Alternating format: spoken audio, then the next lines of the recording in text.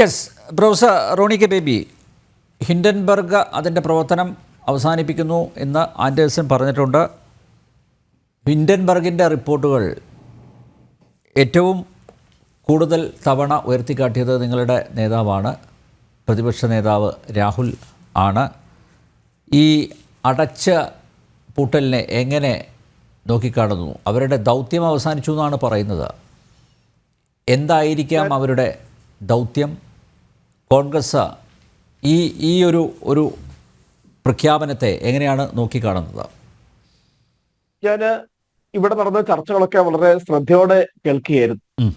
ആ ചർച്ചകളിലൊക്കെ ഉണ്ടായ ഒരു ആശയം അല്ലെ ഉരുത്തിരിഞ്ഞു വന്ന ഒരു വാദം എന്ന് പറയുന്നത്, ഈ ഹിൻഡൻബർഗ് റിസർച്ച് ഗ്രൂപ്പിന്റെ റിപ്പോർട്ടുകളെല്ലാം അത് ഇന്ത്യ എന്ന സ്റ്റേറ്റിനെതിരായിരുന്നു.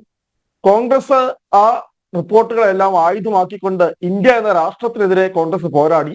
കോൺഗ്രസ് രാജ്യവിരുദ്ധരാണ്, ദേശദ്രോഹികളാണ് എന്ന രീതിയിലൊക്കെയുള്ള സംഭാഷണമാണ്. ഇവിടെ കോൺഗ്രസ് ഇന്ത്യ എന്ന രാഷ്ട്രത്തിനെതിരായിട്ടാണോ പറഞ്ഞത്? അല്ല. കാരണം ഹിൻഡൻബർഗ് റിപ്പോർട്ടിൽ പറഞ്ഞ ഗൗതം അദാനി എന്ന് പറയുന്ന ഒരു വലിയ കോർപ്പറേറ്റിനെതിരെ, അല്ലെങ്കിൽ ബിസിനസ്സില് അല്ല കോർപ്പറേറ്റ് ലോകത്ത് പാലിക്കേണ്ട എത്തിക്സ്, ധാർമ്മികത, അത് പുലർത്താതെ ക്രമവിരുദ്ധമായ, നിയമവിരുദ്ധമായ, കമ്പോള വിരുദ്ധമായ ചട്ടങ്ങളിലൂടെ കാർട്ടലുകളൊക്കെ രൂപീകരിച്ച് നിയമവിരുദ്ധമായ പ്രവർത്തനങ്ങൾ നടക്കുന്ന ആ രീതിയിൽ വന്ന ഒരു റിപ്പോർട്ട്, അതിനെതിരെ ഞങ്ങൾ സ്വാഭാവികമായിട്ട് പ്രതികരിച്ചത്. അല്ലാതെ ഇവിടെ ഹിൻഡൻബർഗ് റിപ്പോർട്ട് കൊണ്ടുവന്നത് കോൺഗ്രസ് അല്ല.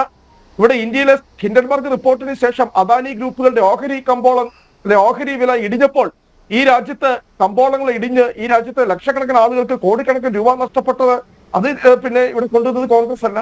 പക്ഷെ ഇവിടെ നമ്മൾ സ്വാഭാവികം മനസ്സിലാക്കേണ്ട ഒരു കാര്യമുണ്ട്. ഇവിടെ നമ്മൾ ചർച്ച ചെയ്തത് മുഴുവൻ ഈ ഹിൻഡൻബർഗ് റിസർച്ച് ഗ്രൂപ്പിന്റെ റിപ്പോർട്ട് മുഴുവൻ അദാനി ഗ്രൂപ്പിന് എതിരായിരുന്നു എന്ന രീതിയിലാണ്, അത് ഇന്ത്യ തകർക്കാൻ വേണ്ടി മാത്രം കൊണ്ടുവന്നത് എന്ന രീതിയിലാണ് ചർച്ച. പക്ഷെ നമ്മൾ മനസ്സിലാക്കണം, മാർഗമായിരുന്നല്ലോ, ലക്ഷ്യം മോദിയായിരുന്നില്ലേ? ഞാൻ പറയാം 2017 ഈ പറയുന്ന ഹിൻഡൻബർഗ് റിസർച്ച് ഗ്രൂപ്പ് രൂപീകരിക്കുന്നത്. കഴിഞ്ഞ 7 വർഷത്തിനിടയിൽ അവർ 7 സുപ്രധാനമായിട്ടുള്ള റിപ്പോർട്ടുകളാണ് കൊണ്ടുവന്നിരിക്കുന്നത്. അതിന്റെ അകത്തൊരു ചെറിയ ഇര മാത്രമാണ് ഈ ഗൗതം അദാനി. ഇവരുടെ ഏറ്റവും വലിയ ഇരകളെ ആരെ നോക്കുക, അവർ കൊണ്ടുവന്ന ഒരു റിപ്പോർട്ട് ട്വിറ്റർ ഇൻവെസ്റ്റ്മെന്റ് ഷിഫ്റ്റ് എന്ന് പറയുന്നത് 2022 ഇലോൺ മസ്കിനെതിരെയാണ് അവർ കൊണ്ടുവന്ന റിപ്പോർട്ട്. അവരുടെ ആദ്യത്തെ റിപ്പോർട്ട് എന്ന് പറയുന്നത് നിക്കോള കോർപ്പറേഷൻ 2020, അല്ലെങ്കിൽ ഈ പറയുന്ന അതിനുശേഷം വന്ന ഐഷ്യൻ എന്റർപ്രൈസസ് 2023, ബ്ലോക്ക് ഇങ്ക് പിന്നെ കോൺട്രവേഴ്സി 2023, പിന്നെ പർച്ചേസിംഗ് ഫ്രോഡ് ഇൻവെസ്റ്റിഗേഷൻ 2022, അങ്ങനെ തുടങ്ങിയ 7 റിപ്പോർട്ടുകളാണ് വന്നിരിക്കുന്നത്.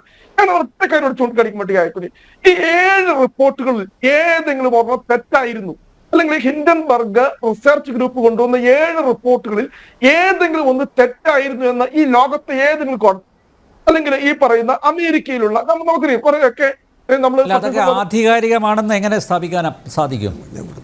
ശരി, അവ ആധികാരികമായിരുന്നില്ല എങ്കിൽ ഞാൻ അതാണ് ഇവിടെ ചൂണ്ടിക്കാണിക്കാൻ വേണ്ടി ആഗ്രഹിക്കുന്നത്. ഇവിടെ ഒന്നാമത്തെ ഇത് മാത്രം ഞാൻ പറയാം. ഈ പറയുന്ന നിക്കോള കോർപ്പറേഷൻ എന്ന് വന്നത്, അവർക്കെതിരെ അമേരിക്കൻ കോടതി എത്ര രൂപ പിഴ ഈടാക്കിയെന്ന് അറിയാവോ?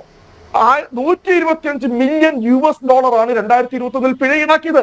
അപ്പോൾ ഈ പറഞ്ഞ മുഴുവൻ കമ്പനികൾക്കെതിരെയും ഇവര് കൊണ്ടുവന്ന റിപ്പോർട്ടുകൾ, ആ റിപ്പോർട്ടുകൾ അടിസ്ഥാനപരമാണ്. അതിന്റെ അകത്ത് കൃത്യമായി തന്നെ ഈ റിപ്പോർട്ടിൽ പറയുന്നത് ശരിയാണ് എന്ന് അമേരിക്കയിലെ കോടതി കണ്ടത്. ഞാൻ ഒരു ഒറ്റ കാര്യം ഇവിടെ കൃത്യമായി ഞാൻ ചോദിച്ചോളൂ. നമ്മുടെ ഇന്ത്യയില് ഇവിടെ പറയുന്നു അദാനിയിലൂടെ ഞങ്ങൾ മോദിയിലേക്കാണ് പാലം വിടുന്നത്. അല്ല, ഇവിടെ അദാനി വിഷയത്തില് ഇത്രയും ഗുരുതരമായ ആരോപണം ഉണ്ടായപ്പോൾ, കാരണം അത് നമ്മുടെ വിശ്വാസ്യതയെ ബാധിക്കുന്ന പ്രശ്നമാണ്, അങ്ങനെ ഒരു ഗുരുതരമായ ആരോപണം ഉണ്ടായപ്പോൾ സത്യസന്ധമായ എത്ര അന്വേഷണം ഇന്ത്യ മഹാരാജ്യത്ത് നടത്തി. ഇവിടെ പാർലമെന്റിൽ പോലും പ്രതിപക്ഷം, കാരണം അത് ഞങ്ങളുടെ റൈറ്റ് ആണ്, പ്രതിപക്ഷത്തിന്റെ അവകാശമാണ്.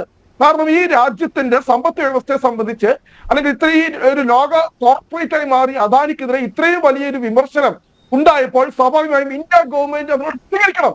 പക്ഷെ ഇന്ത്യയിലെ പ്രധാനമന്ത്രി പ്രതികരിച്ചില്ല.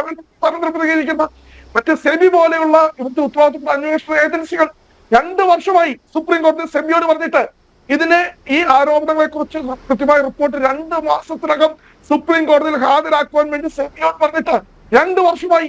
ഇതുവരെ ഒരു റിപ്പോർട്ട് പോലും സെബിക്ക് ഹാജരാക്കാൻ കഴിഞ്ഞിട്ടില്ല. 2020 നമ്മൾ കണ്ടു, സെബിയുടെ ചെയർപേഴ്സൺ ആയിട്ടുള്ള മാധവി ബുച്ചിനെതിരെ, അവരുടെ ഭർത്താവായിട്ടുള്ള ധാവൽ ബുച്ചിനെതിരെ ഈ പറയുന്ന ഹിൻഡൻബർഗിന്റെ റിപ്പോർട്ട് വന്നു. എന്തെങ്കിലും ഒരു സ്റ്റേറ്റ്മെന്റ് സെബിയുടെ ഭാഗത്തുണ്ടായോ? ഈ പറയുന്ന മാധവി ബുച്ച് ആ സ്ഥാനത്ത് നിന്ന് മാറി നിൽക്കാൻ തയ്യാറായില്ല. അപ്പോൾ ഇവിടെ അത് വളരെ വ്യക്തമാണ്. ഇപ്പോൾ ഇതിനെ ഡിഫെൻഡ് ചെയ്യാൻ തയ്യാറായി നിൽക്കുമ്പോൾ ഒറ്റ കാര്യം മാത്രം ചോദിച്ചത്, ഈ അദാനി ഗ്രൂപ്പ് ഈ ഹിൻഡൻബർഗ് റിപ്പോർട്ടിനെതിരെ കേസ് കൊടുക്കുമെന്ന് പറഞ്ഞു. ഏതെങ്കിലും ഒരു കോടതിയിൽ ഈ പറയുന്ന ഹിൻഡൻബർഗ് റിപ്പോർട്ടിനെതിരെ അദാനി ഈ പറയുന്ന ഏതെങ്കിലും ഒരു കോടതിയിൽ, പിന്നെ അമേരിക്കൻ കോടതിയിൽ എവിടെയെങ്കിലും കേസ് കൊടുത്തിട്ടുണ്ടോ? ഈ 7 കമ്പനികൾ കേസ് കൊടുത്തിട്ടുള്ളതേ. അതാണ് ഇവിടെ വരുന്ന ഏറ്റവും പ്രസക്തമായവര്. പിന്നെ ഇവിടെ അടച്ചുപൂട്ടി എന്താണ് ഞാൻ മനസ്സിലാക്കുന്ന കാര്യം, കാരണം ഇവരുടെ ഏറ്റവും സുപ്രധാനമായ അന്വേഷണ റിപ്പോർട്ട് ഇവർ പുറപ്പെടുവിച്ചത് ഇലോൺ മസ്കിനെതിരെയാണ്. 2022 ഈ പറഞ്ഞ ട്വിറ്റർ ഇന്റർനാഷണൽ ഷിഫ്റ്റ് എന്നത് ഏറ്റവും വലിയ കോൺട്രവേഴ്സി. ആ കോൺട്രവേഴ്സിയിൽ ഇവര് കൊണ്ടുവന്ന റിപ്പോർട്ട് അത് വളരെ കൃത്യമായി ആ റിപ്പോർട്ടിൽ പറഞ്ഞിരിക്കുന്ന കാര്യങ്ങൾ ശരിയാണ് എന്ന് അവസാനം ഇലോൺ മസ്ക് തന്നെ അഡ്മിറ്റ് ചെയ്യേണ്ടി വന്നു. ആ ഇലോൺ മസ്ക് ഇപ്പോൾ ട്രംപ് ഭരണകൂടത്തിലെ ഏറ്റവും സുപ്രധാനമായ പോസ്റ്റ് വരുമ്പോൾ ഇവര് തീർച്ചയായിട്ടും പ്രതികാര ബുദ്ധിയോടെയുള്ള നടപടികൾ ഇവർ പ്രതീക്ഷിക്കുന്നുണ്ട്. അല്ലാതെ നമ്മൾ ഇവിടെ മോദിയും അല്ലെങ്കിൽ ഈ പറയുന്ന ട്രംപുമായിട്ടുള്ള ബന്ധമാണ്, അതുകൊണ്ട് ഇവരെ അടച്ചുപൂട്ടി എന്ന് പറയുന്നത് യാഥാർത്ഥ്യമൊന്നുമില്ല. കാരണം ഇവരുടെ കമ്പനി അത്ര വലിയ ഇവരൊക്കെ കമ്പനി 12 ജീവനക്കാരേ ഉള്ളൂ. ഈ പറഞ്ഞ ഹിൻഡൻബർഗ് റിസർച്ച് ചെയ്യുന്ന ആ കമ്പനിയിൽ ആകെ 15 ജീവനക്കാരേ ഉള്ളൂ. പക്ഷെ അവർ നിലകൊണ്ടത് ഒരു സുതാര്യമായിട്ടുള്ള ഒരു കോർപ്പറേറ്റ് ലോകത്തിനു വേണ്ടി അവർ നിലകൊണ്ടു. കാരണം നമുക്കറിയാം അത്രമാത്രം പിന്നെ മോശമായ രീതിയിൽ ഇവിടെ ഗൗതം അദാനിക്കെതിരെ 2300 കോടി രൂപ അഴിമതി കൊടുത്തു അല്ലെങ്കിൽ കൈക്കൂലി കൊടുത്തു എന്ന കേസ് രജിസ്റ്റർ ചെയ്തിരിക്കുന്ന അമേരിക്കയിലെ കോടതിയിലല്ലേ ഈ പറയുന്ന ഈ പിന്നെ ഗൗതം അദാനിയുടെ ഏതെങ്കിലും ഉത്തരവാദിത്തപ്പെട്ട ആളുകൾ ഇത് തെറ്റാണെന്ന് കുറ്റവാളിപ്പോ?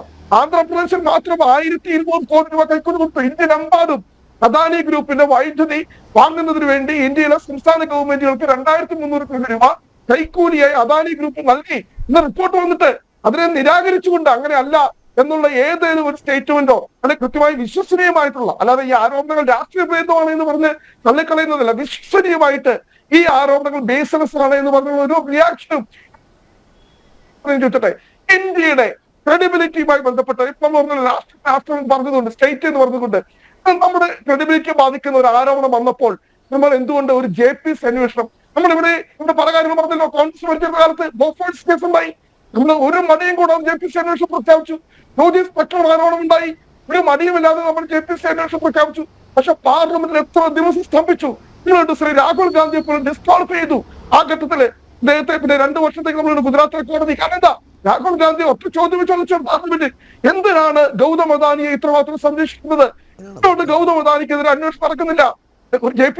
ഈ സർക്കാരിന്റെ കരങ്ങൾ ശുദ്ധമായിരുന്നെങ്കിൽ, സർക്കാർ ഈ ഗൗതം അദാനിയെ സംരക്ഷിക്കുന്നില്ല എങ്കിൽ എന്തുകൊണ്ടൊരു അന്വേഷണത്തിന് പോലും ഈ സർക്കാർ തയ്യാറാകുന്നില്ല എന്ന് അത് ഈ രാജ്യത്തെ ജനങ്ങൾ സാധാരണക്കാരെ ചോദ്യമാണ്. അല്ലാതെ അതിന്റെ അകത്ത് കോൺഗ്രസ് സ്റ്റേറ്റിനെതിരാണെന്നും കോൺഗ്രസ് രാജ്യദ്രോഹികളാണെന്നും കോൺഗ്രസ് രാജ്യവിരുദ്ധരാണെന്നും അല്ലെങ്കിൽ രാഹുൽ ഗാന്ധിയും ഈ പറയുന്ന ജോർജ് സോറസും അല്ലെങ്കിൽ ഈ പറയുന്ന നാറ്റ് ആൻഡേഴ്സും തമ്മിൽ അവിഹിത ബന്ധമുണ്ടെന്നും കോൺടാക്ട് ഉണ്ടെന്നും അല്ലെങ്കിൽ അതിന്റെ ഭാഗമായി ഇന്തോനേഷ്യയിലോ എങ്ങാണ്ടൊക്കെ രാഹുൽ ഗാന്ധി തെളിയിക്കാമോ? മുഴുവൻ ഭരണ സംവിധാനം നിങ്ങളുടെ ഉണ്ടല്ലോ, നിങ്ങളുടെ മുഴുവൻ അന്വേഷണ ഏജൻസികളുണ്ട്. ഒരു മെയില്, ഒരു ഇമെയിലെങ്കിലും രാഹുൽ ഗാന്ധി അല്ലെങ്കിൽ ഒരു ഫോൺ കോളെങ്കിലും നിങ്ങൾ കൊണ്ടുവരാമോ? ഈ പറയുന്ന നാറ്റ് ആൻഡേഴ്സുമായിട്ടോ അല്ലെങ്കിൽ ഈ പറയുന്ന ജോർജ് സോറസുമായിട്ടോ രാഹുൽ ഗാന്ധി കൂടിക്കാഴ്ച നടത്തി കമ്മ്യൂണിക്കേഷൻ നടത്തി നിങ്ങൾ കൊണ്ടുപോവാ. എന്നാൽ നിങ്ങൾ പറയുന്ന ആരോപണങ്ങൾ അല്ല. നമ്മളിങ്ങനെ ചൈനയ്ക്ക് വേണ്ടി ഇന്ത്യയെ കോൺഗ്രസ് അട്ടിമറിച്ചു, അമേരിക്കയ്ക്ക് വേണ്ടി കോൺഗ്രസ് ഇന്ത്യ അട്ടിമറിച്ചു, രാജ്യത്തിനെതിരാണ് എന്നുള്ള വാദങ്ങൾ പറയാതെ കോൺഗ്രസോടെ ഒരു പ്രതിപക്ഷ പാർട്ടി എന്ന ധർമ്മം മാത്രമേ ഞങ്ങൾ നിർമ്മിച്ചിട്ടുള്ളൂ. അത് ഞങ്ങളുടെ കടമയാണ്. അതിനുവേണ്ടിയിട്ടാണ് രാഹുൽ വിദേശ രാജ്യങ്ങളിൽ പോയി ആന്റി ഇന്ത്യൻ സ്റ്റേറ്റ്മെന്റ്സ് ഒക്കെ നടത്താറില്ലേ? അതൊക്കെ ഒരു യാഥാർത്ഥ്യമല്ലേ, നമ്മുടെ മുമ്പിലില്ലേ? അതൊക്കെ എങ്ങനെയാ തള്ളി പറയാൻ പറ്റുന്നത്? മാത്രമല്ല അദ്ദേഹത്തിന് ഏറ്റവും അടുത്തിടെ ഉണ്ടായിട്ടുള്ള അദ്ദേഹത്തിൻ്റെ പ്രസ്താവന അത് എത്ര രാജ്യവിരുദ്ധമാണ്. നേരത്തെ KVS പറഞ്ഞതുപോലെ UAPA ചുമത്തി അദ്ദേഹത്തെ TR ജയിലിൽ അടക്കേണ്ട ഒരു പ്രസ്താവന തന്നെയാണത്. എൻ്റെ യുദ്ധം അല്ലെങ്കിൽ എൻ്റെ പാർട്ടിയുടെ യുദ്ധം രാജ്യത്തിനെതിരാണ് എന്ന് പ്രതിപക്ഷ നേതാവാണ് പറഞ്ഞത്. നമുക്ക് എടുത്തോട്ടറിയാം. കാരണം രാഷ്ട്രം എന്ന് പറയുന്നത് ദൈവികമല്ല, അത് എന്ന് പറയുന്നത് ഒരു മെറ്റീരിയൽ കൺസെപ്റ്റ് ആണ്. സ്റ്റേറ്റ് എന്ന് പറയുന്നത് പറയാം, അവിടെ ആരാണോ ഭരിക്കുന്നത് ആ ഭരണകൂടത്തിന്റെ സ്വഭാവം സ്റ്റേറ്റ് എന്നതുകൊണ്ട് ഉദ്ദേശിക്കുന്നതാണോ ഭരണകൂടം എന്നാണോ? അല്ല, അങ്ങനെയാണെങ്കിൽ നരേന്ദ്രമോദിക്കെതിരെയാണ് എൻ്റെ യുദ്ധം എന്ന് പറയാനുള്ള ആർജവം എന്തുകൊണ്ട് കാണിച്ചില്ല? സ്റ്റേറ്റ് എന്ന് പറയുമ്പോൾ അതുകൊണ്ട് എന്താ വിവക്ഷിക്കുന്നത്? ഇപ്പം ഒരു മതേതര ഭരണകൂടം രാജ്യത്തിരിക്കുമ്പോൾ, രാജ്യം എന്ന് പറയുന്നത് സെക്യുലർ സ്റ്റേറ്റ്, ഒരു മതാധിഷ്ഠിത ഭരണകൂടം രാജ്യത്തിരിക്കുമ്പോൾ അതൊരു തിയോക്രാറ്റിക് സ്റ്റേറ്റ്. അതാണ് രാഷ്ട്രത്തിന്റെ സ്വഭാവം വരുന്നത്. ഏത് ഭരണകൂടമാണോ ആ രാഷ്ട്രത്തെ അധികാരത്തിലിരിക്കുന്നത് ആ ഭരണകൂടത്തിന്റെ സ്വഭാവം ഒരു രാഷ്ട്രത്തെ.